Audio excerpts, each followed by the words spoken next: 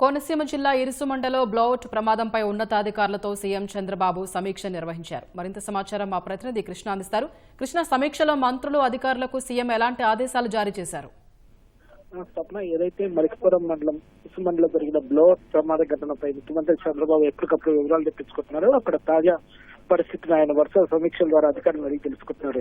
ఆ ప్రాంతంలో ప్రస్తుత పరిస్థితి సీఎం కు అధికారులు కూడా వివరించారు. ఈ సమీక్షలో అటు హోంమంత్రి అనిత్ తో పాటు సిఎస్ విజయానంద్, అలాగే పోలీసు ఉన్నతాధికారులు, సీఓ అధికారులు కూడా పాల్గొనడం జరిగింది. మొత్తంగా బ్లౌట్ ఈ గ్యాస్ లీక్ అరికట్టేందుకు వివిధ విభాగాలు తీసుకుంటున్న చర్యలను సిఎస్ మంత్రులు అలాగే సీఎం కు వివరించడం జరిగింది. ప్రమాద స్థలంలో ప్రస్తుత పరిస్థితి అలాగే ప్రజల రక్షణకు తీసుకుంటున్న చర్యల మీద కూడా సీఎం వారు వివరించారు. పునరావాస కేంద్రాల్లో ఉన్న ఆయా గ్రామాల ప్రజల అందుతున్న సహాయక చర్యలపై కూడా ముఖ్యమంత్రి చంద్రబాబు ఆరా తీశారు. ఏదైతే అధికారులతో మాట్లాడి వారికి ఎలాంటి ఇబ్బందులు లేకుండా చూడాలని స్పష్టమైన ఆదేశాలు జారీ చేశారు.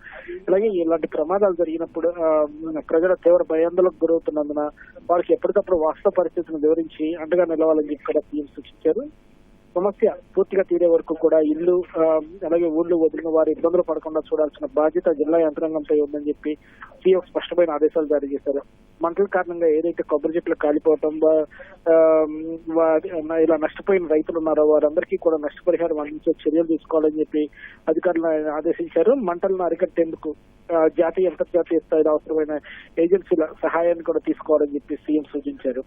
సాధారణ పరిస్థితి నెలకొల్పేందుకు రాష్ట్ర ప్రభుత్వం పూర్తిగా సహకారం అందించాలని చెప్పి కూడా ఆయన తేల్చి చెప్పడం జరిగింది. ఏదైతే భవిష్యత్తులో ఇటువంటి ఘటనలు పునరావృతం కాకుండా ఓఎన్జీసీ సహా ఇతర భాగస్వామ్య సంస్థలతో త్వరలో సమావేశం నిర్వహించాలని చెప్పి కూడా సీఎం ఆదేశించారు. ధన్యవాదాలు కృష్ణ.